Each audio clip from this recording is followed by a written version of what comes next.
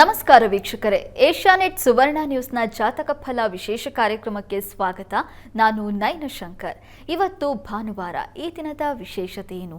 ಇವತ್ತು 12 ರಾಶಿಗಳ ಫಲಾಫಲ ಹೇಗಿದೆ ನೋಡೋಣ. ಇದೀಗ ನಮ್ಮ ಜೊತೆ ಖ್ಯಾತ ಜ್ಯೋತಿಷಿಗಳಾಗಿರುವಂಥ ಶ್ರೀಕಂಠ ಶಾಸ್ತ್ರಿಗಳಿದ್ದಾರೆ. ಬನ್ನಿ ಅವರನ್ನ ಕಾರ್ಯಕ್ರಮಕ್ಕೆ ಸ್ವಾಗತಿಸೋಣ. ಶಾಸ್ತ್ರಿಗಳೇ, ಕಾರ್ಯಕ್ರಮಕ್ಕೆ ಸ್ವಾಗತ. ನಮಸ್ಕಾರ ಶಾಸ್ತ್ರಿಗಳೇ, ಇವತ್ತು ಭಾನುವಾರ, ಈ ದಿನದ ವಿಶೇಷತೆ, ದೇವರ ಅನುಷ್ಠಾನ ಹೇಗಿರಬೇಕು ತಿಳಿಸ್ಕೊಡೋದಾದ್ರೆ? ಶ್ರೀ ಗುರುಭ್ಯೋ ನಮಃ. ಹರಿ ಓಂ.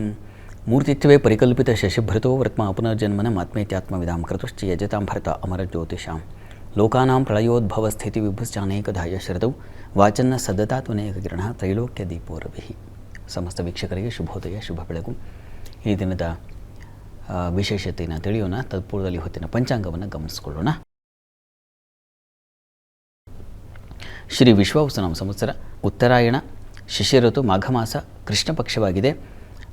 ಈ ದಿವಸ ಭಾನುವಾರವಾಗಿರ್ತಕ್ಕಂಥದ್ದು, ಸಪ್ತಮಿ ತಿಥಿ, ಸ್ವಾತಿ ನಕ್ಷತ್ರ. ಈ ದಿವಸ ತುಂಬ ಉತ್ಕೃಷ್ಟವಾದ ಕಾಲ ಸೂರ್ಯನ ಆರಾಧನೆಗೆ. ಮಾಘ ಮಾಸದಲ್ಲೇ ತಾನೇ ನಾವು ರಥಸಪ್ತಮಿ ಕಂಡದ್ದು. ಸೂರ್ಯ ತನ್ನ ಅರುಣನಿಗೆ, ಸಾರಥಿಗೆ ನಡೆಯಪ್ಪ ಮುಂದಕ್ಕೆ ಅಂತ ಚಾಲನೆ ಕೊಡ್ತಕ್ಕಂಥ ಮಾಸ. ಈ ಮಾಸದಲ್ಲಿ ನಾವು 2ನೇ ಭಾಗದಲ್ಲಿದ್ದೀವಿ, ಕೃಷ್ಣ ಪಕ್ಷದಲ್ಲಿ. ಈ ದಿವಸ ಭಾನುವಾರ, ಸೂರ್ಯನ ವಾರವೇ ಆಗಿದೆ ಮತ್ತು ಸಪ್ತಮಿ ತಿಥಿ, ಸೂರ್ಯನ ತಿಥಿಯೂ ಆಗಿದೆ.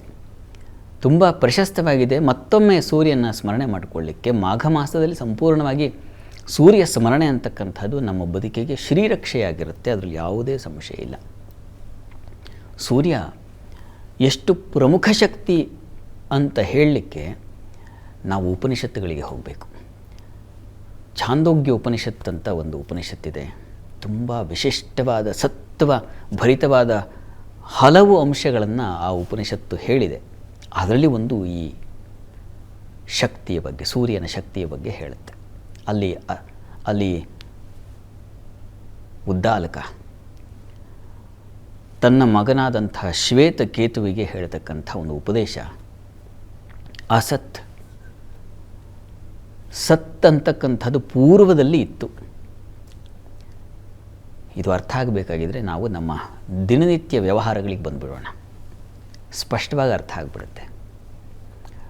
ನಾವು ಪ್ರತಿ ದಿವಸ ನಮ್ಮ ಶರೀರವನ್ನು ಕಾಪಾಡಿಕೊಳ್ಳಿಕ್ಕೆ ಆಹಾರ ತಗೋತೀವಲ್ವ, ಅನ್ನವನ್ನು ಸ್ವೀಕರಿಸ್ತೀವಿ. ಈ ಅನ್ನ ಯಾವುದರಿಂದ ಬಂತು ಅಂತಂದರೆ, ಈ ಅನ್ನಕ್ಕೆ ಮೂಲ ಶಕ್ತಿಯಾಗಿರ್ತಕ್ಕಂಥದ್ದು ನೀರು. ಅನ್ನ, ನಾವು ತಿನ್ನುವ ಅನ್ನ ನಮ್ಮ ಶರೀರ ಪೋಷಣೆ ಮಾಡುತ್ತಲ್ಲ, ಪ್ರತಿ ದಿವಸ ನಮ್ಮನ್ನು ಕಾಪಾಡ್ತಾ ಇದೆ. ಈ ಅನ್ನ ಆಗತಕ್ಕಂಥದ್ದಕ್ಕೆ ಕಾರಣ ನೀರಾಗಿದೆ. ನೀರು ಎಲ್ಲಿಂದ ಬಂತು? ನೀರಿಗೆ ಹಿನ್ನೆಲೆ, ಅನ್ನದ ಕಾರಣ ನೀರಾದರೆ, ನೀರಿನಿಂದ ಅನ್ನ ಬಂದರೆ, ನೀರು ಯಾವುದರಿಂದ ಬಂತು? ತೇಜಸ್ಸಿನಿಂದ ಬಂತು. ತೇಜಸ್ಸಂದರೆ ಯಾವುದು? ಅದು ಸೂರ್ಯನೇ. ಸೂರ್ಯನ ಹಿಂದಿರ್ತಕ್ಕಂತಹ ಕಾರಣಶಕ್ತಿ ಯಾವುದು ಅಂದರೆ ಅದು ಛಾಂದೋಗ್ಯ ಉಪನಿಷದ. ಆ ಉಪನಿಷತ್ತಿನ ಋಷಿ ಹೇಳ್ತಾನೆ, ಅಸತ್. ಮುಂಚೆ ಪೂರ್ವದಲ್ಲಿ ಒಂದು ವಿಶಿಷ್ಟವಾದ ಶಕ್ತಿ, ಅದು ಸ್ಫೋಟವಾಯಿತು. ವಿಜ್ಞಾನಿಗಳದನ್ನು ಬಿಗ್ ಬ್ಯಾಂಗ್ ಥಿಯರಿ ಅಂತ ಕರೀತಾರೆ. ಆ ಸ್ಫೋಟವಾಯ್ತಲ್ಲ, ಅದು ಯಾವುದು ಅಂದರೆ ಇದೆ. ಆ ಸ್ಫೋಟವಾಗಿದ್ದೇನು ಅಂದರೆ ಸೂರ್ಯನೇ. ಆ ಸೂರ್ಯನ ತಾಪ ಇವತ್ತು ನೀವು ಸರ್ಚ್ ಮಾಡಿ, ಇನ್ನೆಷ್ಟರ ಮಟ್ಟಿಗಿನ ಆ ಸ್ಫೋಟ ಇದೆ ಅಂತ. ಆ ಸೂರ್ಯ ಸಾಮಾನ್ಯವಾಗಿ 15 ದಶಲಕ್ಷ ಡಿಗ್ರಿ ಸೆಲ್ಸಿಯಸ್. ಕಲ್ಪನೆ ಮಾಡ್ಕೊಳ್ಳೋಕ್ಕೂ ಆಗಲ್ಲ. ನಾವು ಎಲ್ಲರಿ ಒಂದು 30-40 ಡಿಗ್ರಿಗೆ ಬಂದುಬಿಟ್ರೇ ಅಯ್ಯೋ ಎಂಥ ಸೆಕೆ ಇದೆಯಪ್ಪ ಅಂತ ಬಾಯ್ ಬಿಡ್ಕೊಳ್ಳೋಕೆ ಆಗುತ್ತೆ. ಇನ್ನು 15 ದಶಲಕ್ಷ ಡಿಗ್ರಿ, ಅದು ಅವನ ಆ ಗರ್ಭದಲ್ಲಿರ್ತಕ್ಕಂಥ ಬಿಸಿಯ ತಾಪಮಾನ. ಇನ್ನು ಮೇಲ್ಮೈ, ಸೂರ್ಯನ ಸಮೀಪಕ್ಕೂ ಹೋಗೋಕ್ಕಾಗ್ತದೆ. ವಿಜ್ಞಾನಿಗಳೇ ಪರದಾಡ್ತಿದ್ದಾರೆ, ಹೇಗಪ್ಪ ಅಲ್ಲಿ ಹೋಗೋದು? ಇನ್ಯಾವುದೋ ಒಂದು ಫುಲ್ ಸ್ಟಾಪ್ ಮಾಡಿಕೊಂಡು ಅಲ್ಲಿಂದ ಸೂರ್ಯನ ಅನ್ವೇಷಣೆ ಮಾಡೋದು ಇತ್ಯಾದಿ ಎಲ್ಲ ಮಾಡ್ತಾ ಇದ್ದಾರಲ್ವ ಈ ದಿವಸ. ಯಾಕೆ ಅಂದರೆ ಶಕ್ತಿ ಆಗಿದೆ. ಭಗವಂತನ ಹತ್ರಕ್ಕೆ ನಾವು ಎಲ್ಲಿ ಹೋಗೋಕ್ಕಾಗುತ್ತೆ? ಅಂಥ ಸೂರ್ಯನ ಉಪನಿಷತ್ತು ಅದನ್ನೇ ಹೇಳುತ್ತೆ. ಆ ತೇಜಸ್ಸಿನಿಂದ ಬಂದದ್ದು ನೀರು, ಅದರ ದ್ರವರೂಪವಾಯಿತು. ಆ ದ್ರವರೂಪ ಘನೀಕೃತವಾಗಿ ನೀರೇ ತುಂಬ ಗಟ್ಟಿ ಪದಾರ್ಥ ಸಾಂದ್ರವಾಗಿ ಅದು ಭೂಮಿಯಾಗಿದ್ದಲ್ವ. ವಿಜ್ಞಾನ ನೀವು ಅದನ್ನೇ ತಾನೆ ಹುಡುಕಿದ್ರೆ ನಿಮಗೆ ಸಿಗುತ್ತೆ. ದ್ರವರೂಪದಲ್ಲಿತ್ತು, ಮುಂಚೆ ಜಲರೂಪದಲ್ಲಿತ್ತು, ಅದು ಹಾಗೆ ಘನೀಕೃತವಾಗಿ ಸಾಂದ್ರವಾಗಿ ಅದು ಭೂಮಿಯಾಗಿದೆ. ಭೂಮಿಯಿಂದ ಬೆಳೆ ಬರ್ತಾ ಇದೆ. ಹೀಗೆ ನಾವು ತಿನ್ನುವ ಆಹಾರದ ಹಿಂದೆ ಯಾವ ಶಕ್ತಿ ಇದೆಯಪ್ಪ ಅಂದರೆ ಇದೇ ಸೂರ್ಯ ಶಕ್ತಿ ಇದೆ. ಹೀಗಾಗಿ ಸೂರ್ಯನಿಗೂ ನಮಗೂ ಪ್ರತಿ ದಿವಸದ ನಂಟು, ನಿರಂತರವಾದ ನಂಟಿದೆ. ಕಾರಣ ನಮಗೆ ಮಳೆ ಬೆಳೆಗೆ ಕಾರಣೀಕರ್ತನಾಗಿದ್ದಾನೆ ಸೂರ್ಯ. ಹೀಗಾಗಿ ಸೂರ್ಯನಲ್ಲಿ ನಾವು ಕೃತಜ್ಞತೆಯನ್ನು ಇಟ್ಟುಕೊಳ್ಬೇಕು, ಶರಣಾಗತಿಯನ್ನು ಇಟ್ಕೊಳ್ಬೇಕು. ಸೂರ್ಯ ಅಂತಂದರೆ ನಮ್ಮ ಮನಸ್ಸಿನ ಭಾವನೆ ತುಂಬಬೇಕು.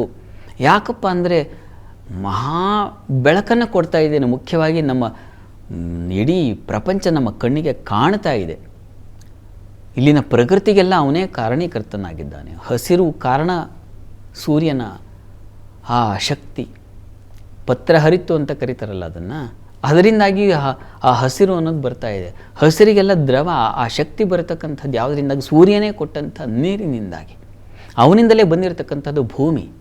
ಹೀಗಾಗಿ ಡಿ ವಿ ಜಿ ಅವರು ಕೇಳ್ತಾರಲ್ಲ, ಇದು ಯಾವುದ್ರದಪ್ಪ? ಮಣ್ಣಿಂದ, ನೀರಿಂದ, ದಿನಪನದೆ, ಏನದೆ ಅಂತ ಕೇಳ್ತಾರಲ್ವ. ಯಾವುದರಿಂದ ಅಂದರೆ ಸೂರ್ಯನಿಂದಲೇ. ಅದ್ರ ಮೂಲ ಶಕ್ತಿ ಎಲ್ಲಿದೆಯಪ್ಪ ಅಂದರೆ ಸೂರ್ಯನಿಂದಲೇ ಆಗಿದೆ. ಹೀಗಾಗಿ ಸಕಲ ಜೀವ ಜಂತುಗಳಿಗೆ ಸೂರ್ಯ ಅವನು ಬದುಕನ್ನು ಕೊಟ್ಟಿದ್ದಾನೆ, ಬದುಕನ್ನು ಪೋಷಿಸ್ತಲೂ ಇದ್ದಾನೆ. ಬದುಕನ್ನು ಕೊಡೋದು ದೊಡ್ಡದಲ್ಲ, ಪೋಷಿಸೋದು ಮಹತ್ತರವಾಗಿ ಜವಾಬ್ದಾರಿ. ಅವೆರಡನ್ನೂ ಸೂರ್ಯ ಪ್ರತಿ ದಿವಸ ಮಾಡ್ತಾ ಇದ್ದಾನೆ. ಹೀಗಾಗಿ ಸೂರ್ಯ ಅಂತಕ್ಕಂಥದ್ದು ಈಗ ಮಾಘ ಮಾಸದಲ್ಲಿ ಸೂರ್ಯಾರಾಧನೆಯಿಂದ ನಾವು ಏನಪ್ಪ ಅಂದರೆ ಏನು ಮಾಡೋಕ್ಕಾಗುತ್ತೆ? ನಾವು ಸೂರ್ಯನಿಗೆ ಯಾವ ಥರ ನಮಸ್ಕಾರವೇ ಕೃತಜ್ಞತೆ. ಅವನಿಗೆ ನಾವು ಏನು ಸಹಾಯ ಮಾಡಲಿಕ್ಕಾಗತ್ತೆ ರೀ? ಯಾರೋ ಏನೋ ನಮಗೆ ಹೆಲ್ಪ್ ಮಾಡಿದ್ರು, ತಂದೆ ತಾಯಿಗಳು ಜೀವ ಕೊಟ್ಟರು, ಅವ್ರಿಗೇನು ಮಾಡಬಹುದು? ನಾವು ಋಣ ತೀರಿಸ್ಲಿಕ್ಕಾಗಲ್ಲ. ಕನಿಷ್ಠ ಪಕ್ಷ ನಾವು ಅವರನ್ನು, ಸೂರ್ಯ ಪಿತೃಕಾರಕ ಅದು ಸೇರಿದೆ ನೋಡಿ ದಿವಸ, ತಂದೆ ತಾಯಿಗಳನ್ನು ಪ್ರೀತಿಯಿಂದ ವಾತ್ಸಲ್ಯದಿಂದ ನೋಡ್ಕೊಳ್ಬೇಕು. ಅದು ಜವಾಬ್ದಾರಿ. ಮಗನಾಗಿರತಕ್ಕಂಥ ಜವಾಬ್ದಾರಿ ಏನಪ್ಪ ಅಂದರೆ ತಂದೆ ತಾಯಿಗಳನ್ನ ಮಕ್ಕಳು, ಮಗ ಅಂತಲ್ಲ, ಮಗಳು ಕೂಡ, ಮಗನಿಗಿನ ಹೆಚ್ಚಾಗಿ ಮಕ್ಕಳಿಗೆ, ಹೆಣ್ಣುಮಕ್ಕಳಿಗೆ ತಂದೆ ಮೇಲೆ ಪ್ರೀತಿ ಜಾಸ್ತಿ ಅಲ್ವ, ಅವರು ಹಾಗೆ ನೋಡ್ಕೊಳ್ತಾರೆ. ಇದಕ್ಕೂ ಕಾರಣೀಕರ್ತನಾಗಿದ್ದಾನೆ ಸೂರ್ಯ. ಸೂರ್ಯನಿಂದಲೇ ಅವನು ಪಿತೃಕಾರಕ ಅಂತಲೇ ಕರೀತಕ್ಕಂಥದ್ದು. ಹೀಗೆ ಬರೀ ಇದೇನು ಪೋಷಣೆ ವಿಚಾರ ಆಯಿತು, ಏನು ಜೀವ ಕೊಡ್ತಕ್ಕಂಥದ್ದಾಯಿತು. ಜೀವ ಕೊಟ್ಟ ಮೇಲೆ ಮಕ್ಕಳನ್ನು ಸಾಕುವಾಗ ತಂದೆ ತಾಯಿಗಳು ಯಾವ ರೀತಿ ಶ್ರಮ ತಗೊಂಡಿರ್ತಾರೆ ಅಂತಂದರೆ ಅದನ್ನು ಅನುಭವಿಸಿ ತಗೋಬೇಕೇ ವಿನಃ ಎಕ್ಸ್ಪ್ಲೇನ್ ಮಾಡಿದ್ರೆ ಬರಲ್ಲ, ಗೊತ್ತಾಗಲ್ಲ. ಪಾಪ ಎಷ್ಟೋ ಕಾಲ ತಾಯಿ ತಂದೆ ಊಟ ಬಿಟ್ಟಿರ್ತಾರೆ, ಸಮಯ, ಮುಖ್ಯವಾಗಿ ಅವರ ಅಮೂಲ್ಯ ಸಮಯ ಕೊಟ್ಟಿರ್ತಾರೆ. ಆ ಸಮಯಕ್ಕೆ ನೀವು ಪ್ರತಿಯಾಗಿ ಏನು ಕೊಡ್ತೀರಾ? ಅದೇ ಬೈಗಳು, ಅದೇ ತಿರಸ್ಕಾರ, ಇವುಗಳನ್ನು ಕೊಡ್ತಾ ಇದ್ದೀವಿ. ಹೀಗಾಗಿ ನೀವು ತಂದೆ ತಾಯಿನ ನೀವೇನಾದ್ರು ತಿರಸ್ಕರಿಸ್ತಾ ಇದ್ದೀರಿ ಅಂದರೆ ಸಾಕ್ಷಾತ್ ಸೂರ್ಯ ಪರಮಾತ್ಮನ ತಿರಸ್ಕರಿಸ್ತಾ ಇದ್ದೀರ ಅಂತ ಅರ್ಥ, ಸಂಶಯವೇ ಇಲ್ಲ ಅದರಲ್ಲಿ. ಹೀಗೆ ತಂದೆ ತಾಯಿಗಳು ಎಷ್ಟು ಮುಖ್ಯವೋ ಒಬ್ಬ ಮನುಷ್ಯನಿಗೆ, ಸೂರ್ಯ ಅಂತಕ್ಕಂಥದ್ದು ಇಡೀ ಪ್ರಪಂಚ ವ್ಯವಸ್ಥೆಗೆ, ಪ್ರಪಂಚವೇ ಸೂರ್ಯನ ಮಗುವಾಗಿದೆ. ಇಲ್ಲಿರ್ತಕ್ಕಂತಹ ಪ್ರತಿ ಸಂಕುಲವೂ ಸೂರ್ಯನ ಮಕ್ಕಳೇ ಆಗಿದ್ದಾರೆ. ಹೀಗಾಗಿ ನಾವು ಹೇಗಪ್ಪ ತಂದೆ ತಾಯಿಗಳಿಗೆ ಹೇಗೆ ನಾವು ಸೇವೆ, ಕನಿಷ್ಠ ಅಲ್ಲಾದರೂ ಸೇವೆ ಸಲ್ಲಿಸಲಿಕ್ಕೆ ಅವಕಾಶದ ಕೈಗೆ, ಕಾಲಿಗೆ, ಕಣ್ಣಿಗೆ ಸಿಗ್ತಾರೆ.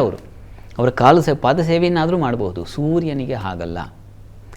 ನಾವು ಮಾಡುವ ಕೆಟ್ಟ ಕೆಲಸ ಇನ್ನೂ ಏನಪ್ಪ ಅಂದರೆ ಸೂರ್ಯನಿಗೆ ಈ ವಿಚಿತ್ರವಾದ ಕಾರ್ಖಾನೆಗಳಿಂದಾಗಿ ಬರತಕ್ಕಂತಹ ತ್ಯಾಜ್ಯವೋ, ಧೂಮವೋ, ಇವುಗಳಿಂದಾಗಿ ಮತ್ತಷ್ಟು ಹಾನಿ ಮಾಡ್ತಾ ಇದ್ದೀವಿ. ಪರಿಸರ ವಾತಾವರಣವನ್ನು ಹಾಳುಗೆಡುತ್ತಾ ಇದ್ದೀವಿ.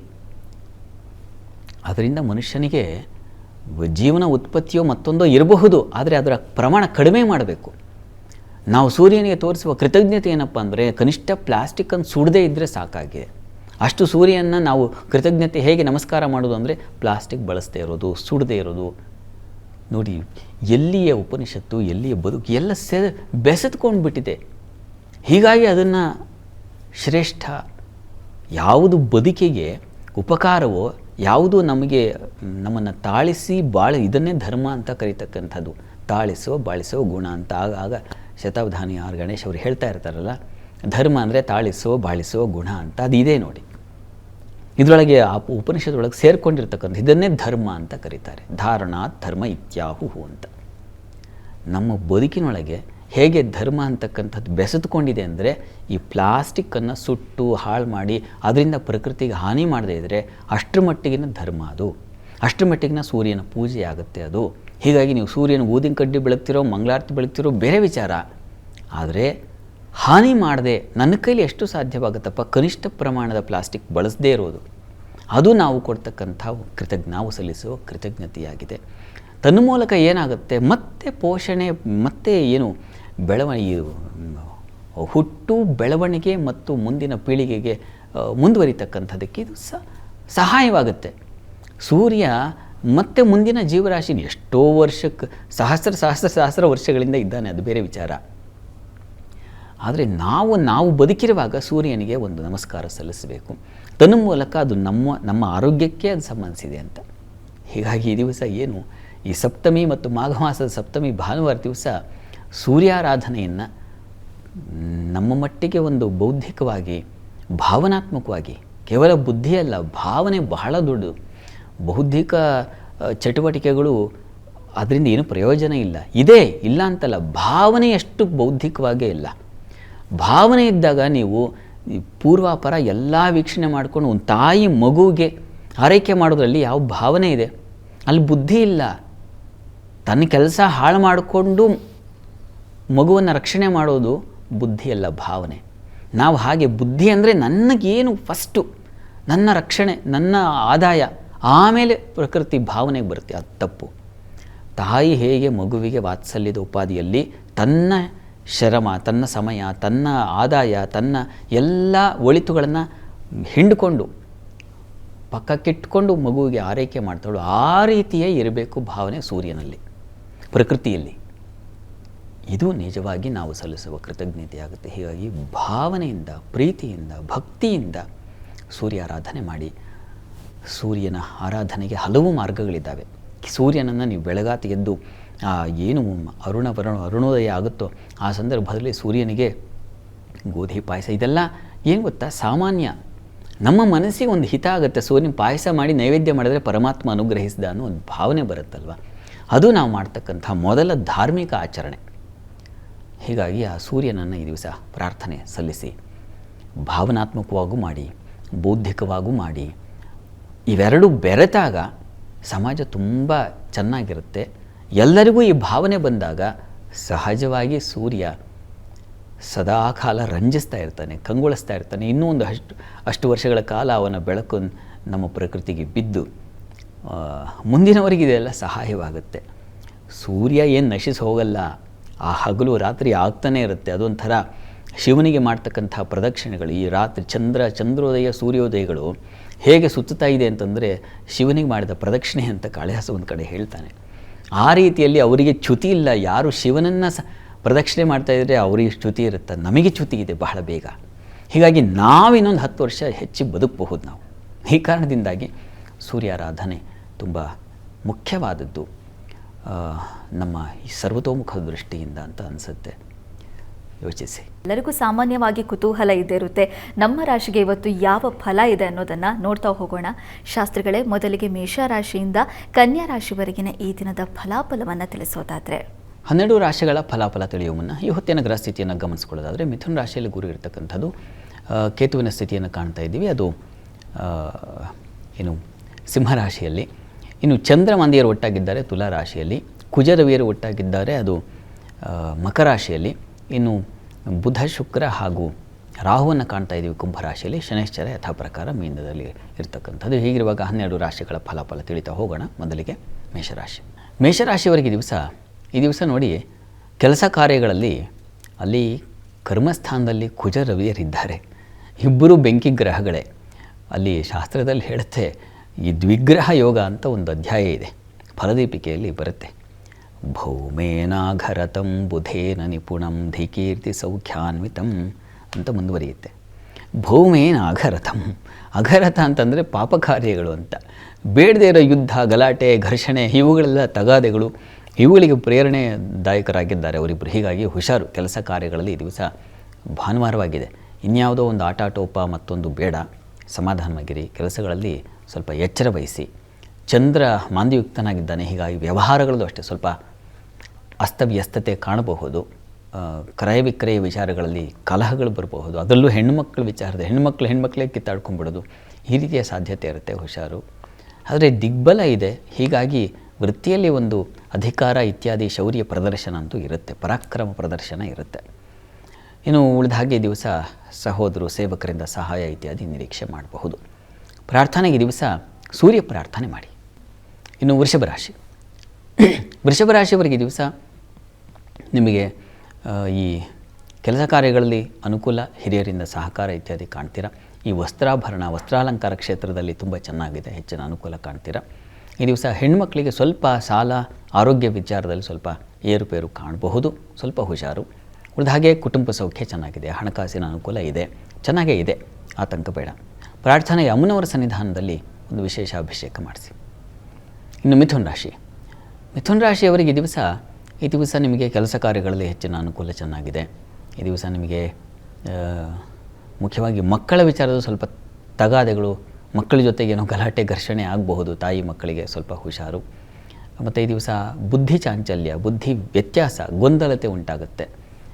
ಡಿಸಿಷನ್ಸ್ ತೊಗೊಳ್ಳುವಾಗ, ಇನ್ಯಾವುದೋ ಸೈನ್ ಹಾಕುವಾಗ, ಇನ್ನೇನೋ ಒಂದು ಪ್ರಾಮಿಸ್ಸು, ಇಂಥ ವಿಚಾರಗಳಲ್ಲಿ ಹುಷಾರಾಗಿರಿ. ನಂಬಿ ಅಂದರೆ ಭಾವನೆಯಿಂದ ಮೋಸ ಹೋಗಿಬಿಡ್ತೀರಾ, ಹುಷಾರು.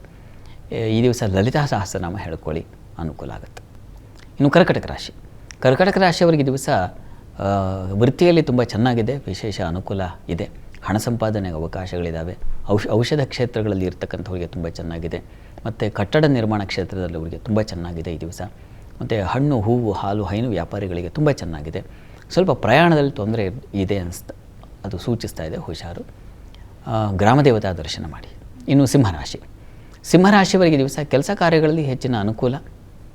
ಈ ದಿವಸ ನಿಮಗೆ ಸಹೋದರ ಸೇವಕರಿಂದ ಸಹಾಯ ಇತ್ಯಾದಿ ಅನುಕೂಲ ಚೆನ್ನಾಗಿದೆ. ಈ ದಿವಸ ನಿಮಗೆ ದಾಂಪತ್ಯದಲ್ಲಿ ಸ್ವಲ್ಪ ಮಟ್ಟಿಗಿನ ತೊಡಕುಗಳು, ಅಸಮಾಧಾನ ಕಾಡ್ತಾ ಇದೆ, ಹುಷಾರು. ಈ ದಿವಸ ನಿಮಗೆ ಮುಖ್ಯವಾಗಿ ಬಂಧುಗಳ ವಿಚಾರದಲ್ಲಿ ಅನುಕೂಲ ಇದೆ. ಪ್ರಾರ್ಥನೆಗೆ ದಿವಸ ನಿಮ್ಮ ಮನೆ ದೇವರ ಪ್ರಾರ್ಥನೆ ಮಾಡಿ. ಇನ್ನು ಕನ್ಯಾ ರಾಶಿ, ಕನ್ಯಾ ರಾಶಿಯವರಿಗೆ ದಿವಸ ಕೆಲಸ ಕಾರ್ಯಗಳಲ್ಲಿ ಹೆಚ್ಚಿನ ಅನುಕೂಲ ಚೆನ್ನಾಗಿದೆ. ಈ ದಿವಸ ನಿಮಗೆ ದೇವಸ್ಥಾನ ಅಥವಾ ಇನ್ಯಾವುದೋ ಇಂಥ ಶುಭ ಸಮಾರಂಭ, ಇಂಥ ಕ್ಷೇತ್ರಗಳಲ್ಲಿ ಕೆಲಸ, ಅಂಥ ಕಡೆ ಹೆಚ್ಚಿನ ಕೆಲಸ, ಶ್ರಮ ಅಲ್ಲಿ ತೊಡಗಿಸೋ ಸಂದರ್ಭ ಎದುರಾಗುತ್ತೆ. ಕುಟುಂಬದಲ್ಲಿಯೂ ಅಷ್ಟೇ ಒಂದು ರೀತಿಯ ಅನುಕೂಲದ ವಾತಾವರಣ, ಲಾಭ, ತಾಯಿಯಿಂದ ಸಹಕಾರ, ಅನುಕೂಲಗಳು. ಆಹಾರದಲ್ಲಿ ಸ್ವಲ್ಪ ವ್ಯತ್ಯಾಸ ಆಗಬಹುದು, ಹೀಗಾಗಿ ಅನ್ನಪೂರ್ಣೇಶ್ವರಿ ಪ್ರಾರ್ಥನೆ ತಪ್ಪದೇ ಮಾಡಿ. ಇನ್ನು ತುಲಾರಾಶಿಯವರಿಗೆ ಈ ದಿವಸ ನಿಮಗೆ ಪರಿಶ್ರಮ ಹೆಚ್ಚು ಇರ್ತದೆ. ಕೆಲಸ ಕಾರ್ಯಗಳಲ್ಲಿ ಅನುಕೂಲ ಇಲ್ಲ ಅಂತಲ್ಲ, ಅನುಕೂಲ ಚೆನ್ನಾಗಿದೆ. ಆದರೆ ಒಂದು ಆರೋಪ, ಒಂದು ಇನ್ನೇನು ಅಷ್ಟು ಕೆಲಸ ಮಾಡಿದ ಕೊನೆಗೆ ಒಂದೇನೋ ಅನ್ನಿಸ್ಕೊಳ್ಳೋದಾಗುತ್ತೆ, ಈ ರೀತಿಯಲ್ಲಿ ಇರ್ತದೆ, ಗಮನ ಇರಲಿ. ಆರೋಗ್ಯದಲ್ಲಿ ಸ್ವಲ್ಪ ತಲೆನೋವು, ತಲೆ ಸಂಬಂಧಿ ತೊಂದರೆಗಳು ಕಾಡುತ್ತೆ, ಹುಷಾರು. ಉಳಿದ ಹಾಗೆ ಈ ದಿವಸ ತಾಯಿ ಮಕ್ಕಳಲ್ಲಿ ಬಾಂಧವ್ಯ ಚೆನ್ನಾಗಿರುತ್ತೆ, ಕೃಷಿ ಚಟುವಟಿಕೆಗಳು ಚೆನ್ನಾಗಿರುತ್ತೆ, ರಿಯಲ್ ಎಸ್ಟೇಟ್ ವ್ಯಾಪಾರ ಚೆನ್ನಾಗಿರುತ್ತದೆ, ಔಷಧ ವ್ಯಾಪಾರ ಕ್ಷೇತ್ರಗಳಲ್ಲಿ ಚೆನ್ನಾಗಿರುತ್ತೆ. ಈ ದಿವಸ ಅನುಕೂಲ ಚೆನ್ನಾಗೇ ಇದೆ, ಹೆಚ್ಚಿನ ಅಂಶ, ಆತಂಕ ಬೇಡ. ಪ್ರಾರ್ಥನೆಗೆ ದಿವಸ ದುರ್ಗಾ ಕವಚ ಹೇಳ್ಕೊಂಡ್ರೆ ಸಾಕಾಗುತ್ತೆ. ಇನ್ನು ವೃಶ್ಚಿಕ ರಾಶಿಯವರಿಗೆ ದಿವಸ ಕೆಲಸ ಕಾರ್ಯಗಳಲ್ಲಿ ಹೆಚ್ಚಿನ ಅನುಕೂಲ ಇದೆ. ಈ ದಿವಸ ನಿಮಗೆ ಅಧಿಕಾರ ಮತ್ತು ಶೌರ್ಯ, ಕೆಲಸದಲ್ಲಿ ಪರಾಕ್ರಮ ಇದೆಲ್ಲ ಚೆನ್ನಾಗಿದೆ. ಸ್ತ್ರೀಯರಿಗೆ ಸ್ವಲ್ಪ ಹೆಚ್ಚಿನ ವ್ಯಯ, ನಷ್ಟವನ್ನು ಸೂಚಿಸ್ತಾ ಇದೆ. ಇಷ್ಟ ವಸ್ತು ಖರೀದಿ ಮತ್ತು ಅದಕ್ಕೆ ಹೆಚ್ಚಿನ ವ್ಯಯ ಮತ್ತು ಆತಂಕ ಪಡ್ತೀರಾ, ಆ ರೀತಿಯಲ್ಲಿದೆ. ಈ ದಿವಸ ಮಾತು ಘರ್ಷಣೆಗಳು, ಕುಟುಂಬದಲ್ಲಿ ಮಾತಿನ ಘರ್ಷಣೆ ಇತ್ಯಾದಿ ತೊಡಕುಗಳನ್ನು ಸೂಚಿಸ್ತಾ ಇದೆ, ಹುಷಾರು. ಈ ದಿವಸ ನಿಮಗೆ ನೋಡಿ, ನೀವು ತಪ್ಪದೇ ಅಮ್ಮನವರ ಸನ್ನಿಧಾನದಲ್ಲಿ ನೀವು ಹಾಲು ಮತ್ತು ಜೇನಿನ ಅಭಿಷೇಕ ಮಾಡಿಸಿ. ಇನ್ನು ಧನುರಾಶಿಯವರಿಗೆ ದಿವಸ ಸಂಗಾತಿಯಲ್ಲಿ ಅನ್ಯೋನ್ಯತೆ, ಸಾಮರಸ್ಯ ಇದೆ. ವ್ಯಾಪಾರಿಗಳಿಗೆ ತುಂಬ ಚೆನ್ನಾಗಿದೆ. ವೃತ್ತಿಯಲ್ಲಿ ವಿಶೇಷ ಅನುಕೂಲ, ಧನಲಾಭ ಕಾಣುವ ಸಾಧ್ಯತೆ ಇದೆ. ಸ್ತ್ರೀಯರಿಗೆ ಲಾಭವನ್ನು ಸೂಚಿಸ್ತಾ ಇದೆ. ಹೂವು ಹಣ್ಣಿನ ವ್ಯಾಪಾರಿಗಳಿಗೆ ತುಂಬ ಚೆನ್ನಾಗಿದೆ, ಹೆಚ್ಚಿನ ಅನುಕೂಲ ಇದೆ ಈ ದಿವಸ. ಪ್ರಾರ್ಥನೆಗೆ ದಿವಸ ಇಷ್ಟ ದೇವತಾರಾಧನೆ ಮಾಡಿ. ಇನ್ನು ಮಕರಾಶಿಯವರಿಗೆ ದಿವಸ ಸ್ವಲ್ಪ ಕಾರ್ಯಗಳಲ್ಲಿ ತೊಡಕು ಬರುತ್ತೆ, ಅಪಮಾನ ಈ ರೀತಿಯ ಒಂದು ತೊಂದರೆಯನ್ನು ಸೂಚಿಸ್ತಾ ಇದೆ, ಹುಷಾರು, ಗಮನ ಇರಲಿ. ನಿಮ್ಮ ಅಧಿಕಾರ, ನಿಮ್ಮ ಸ್ಥಾನಮಾನ ಇವುಗಳಿಗೆ ಸ್ವಲ್ಪ ಇವುಗಳಿಂದ ಅಸಮಾಧಾನ ಬರಬಹುದು. ಜೊತೆಗೆ ಈ ದಿವಸ ಕಾರ್ಯವಿಘ್ನಗಳು ಇದೆ, ಕೆಲಸದ ತೊಡಕನ್ನು ಸೂಚಿಸ್ತಾ ಇದೆ. ಆದರೆ ಈ ದಿವಸ ಸೇವಕರಿಂದ ಅನುಕೂಲ ಚೆನ್ನಾಗಿದೆ, ಸಹಾಯಕರಿಂದ ಅನುಕೂಲ ಚೆನ್ನಾಗಿದೆ, ಸಹೋದರಿಂದ ಅನುಕೂಲ ಚೆನ್ನಾಗಿದೆ. ಆ ರೀತಿಯಲ್ಲಿ ಒಂದು ಒಳ್ಳೆಯ ಶುಭ ಫಲ ಕಾಣ್ತೀರ. ಪ್ರಾರ್ಥನೆಗೆ ಈ ದಿವಸ ತಪ್ಪದೇ ಶಿವ ಸನ್ನಿಧಾನದಲ್ಲಿ ಗೋಧಿ ಸಮರ್ಪಣೆ ಮಾಡಿ, ಅನುಕೂಲ ಆಗುತ್ತೆ. ಇನ್ನು ಕುಂಭರಾಶಿಯವರಿಗೆ ಈ ದಿವಸ ವೃತ್ತಿಯಲ್ಲಿ ಹೆಚ್ಚಿನ ಪರಿಶ್ರಮ ಸೂಚನೆ ಆಗ್ತಾ ಇದೆ. ಮತ್ತು ಈ ದಿವಸ ನಿಮಗೆ ಚುರುಕು ಬುದ್ಧಿ ಚೆನ್ನಾಗಿರುತ್ತೆ. ಆಮೇಲೆ ಮಕ್ಕಳಿಂದ ಸಹಾಯ, ಸಂತೋಷ, ಅವ್ರ ಜೊತೆಗೆ ಹೆಚ್ಚಿನ ಸಮಯ ವಿನಿಯೋಗಿಸೋದು, ಆ ರೀತಿಯಲ್ಲಿ ತುಂಬ ಚೆನ್ನಾಗಿದೆ. ಆಮೇಲೆ ಈ ದಿವಸ ಚಂದ್ರ ಮಾಂದ್ಯಯುಕ್ತನಾಗಿದ್ದರೆ ತಂದೆ ಮಕ್ಕಳಲ್ಲಿ, ತಾಯಿ ಮಕ್ಕಳಲ್ಲಿ ಸ್ವಲ್ಪ ಅಸಮಾಧಾನದ ವಾತಾವರಣವೂ ಕಾಣ್ತಾ ಇದೆ. ಹೀಗಾಗಿ ಹುಷಾರು. ಮತ್ತು ದೇವಸ್ಥಾನ, ಪೂಜೆ ಇಂಥವುಗಳಲ್ಲಿ ಸ್ವಲ್ಪ ಹಿನ್ನಡೆ ಅಥವಾ ಇನ್ಯಾವುದೋ ಅಶುಚಿ, ಮೈಲಿಗೆ ಈ ರೀತಿಯ ಸಾಧ್ಯತೆ ಕೂಡ ಇದೆ. ಈ ಕಾರಣಕ್ಕೆ ಇದಕ್ಕೆ ಈ ಅಶೌಚ ಇಂಥವುಗಳಿಂದ ನಾವು ಪಾರಾಗಬೇಕಾಗಿದ್ದರೆ ಪರಶಿವನ ಪ್ರಾರ್ಥನೆ ಮಾಡಬೇಕು. ಇನ್ನು ಮೀನರಾಶಿಯವರಿಗೆ ದಿವಸ ಪ್ರಯಾಣ ಸೌಖ್ಯ ಚೆನ್ನಾಗಿದೆ. ಸ್ನೇಹಿತರು, ಬಂಧುಗಳ ಜೊತೆಗೆ ಹೆಚ್ಚಿನ ಒಡನಾಟ ಚೆನ್ನಾಗಿದೆ. ವೃತ್ತಿಯಲ್ಲೂ ಅನುಕೂಲದ ವಾತಾವರಣ ಇದೆ. ಈ ದಿವಸ ಸ್ವಲ್ಪ ವಸ್ತು ಕಳವು, ನಷ್ಟ, ಅಪಮಾನ ಇದನ್ನು ಸೂಚಿಸ್ತಾ ಇದೆ. ಹುಷಾರಾಗಿರಿ. ಈ ದಿವಸ ತಪ್ಪದೇ ಲಲಿತಾ ಸಹಸ್ರನಾಮ ಹೇಳಿಕೊಂಡ್ರೆ ತುಂಬ ಅನುಕೂಲ ಆಗುತ್ತೆ. ಈ ದಿವಸ 12 ರಾಶಿಗಳವರು, ರಾಶಿ ಗೊತ್ತಿಲ್ಲಪ್ಪ ಅಂತಕ್ಕಂಥವ್ರು ಹೇಳಬಹುದಾದ ಮಂತ್ರ ಗಮನಿಸಿ. ಓಂ ಊರ್ಜಸ್ವಲಾಯ ನಮಃ, ಸೂರ್ಯನ ಮಂತ್ರ ಇದು, ಹೇಳ್ಕೊಳ್ಳಿ, ಅನುಕೂಲ ಆಗುತ್ತೆ. ಶಾಸ್ತ್ರಿಗಳೇ, ಈ ದಿನದ ವಿಶೇಷತೆ 12 ರಾಶಿಗಳ ಫಲಾಫಲ ತಿಳಿಸ್ಕೊಟ್ಟಿದ್ದೀರಾ. ಧನ್ಯವಾದಗಳು ಶಾಸ್ತ್ರಿಗಳೇ. ಸರ್ವೇ ಜನಾಃ ಸುಖಿನೋ ಭವಂತು, ಸಮಸ್ತ ಸನ್ಮಂಗಳಾನಿ ಭವಂತು. ಎಲ್ಲರಿಗೂ ಶುಭವಾಗಲಿ. ವೀಕ್ಷಕರೇ, ಇದಾಗಿತ್ತು ಇವತ್ತಿನ ಜಾತಕ ಫಲ ವಿಶೇಷ ಕಾರ್ಯಕ್ರಮ. ನೇರ, ದಿಟ್ಟ, ನಿರಂತರ ಸುದ್ದಿಗಾಗಿ ನೋಡ್ತಾ ಇರಿ ಏಷ್ಯಾನೆಟ್ ಸುವರ್ಣ ನ್ಯೂಸ್.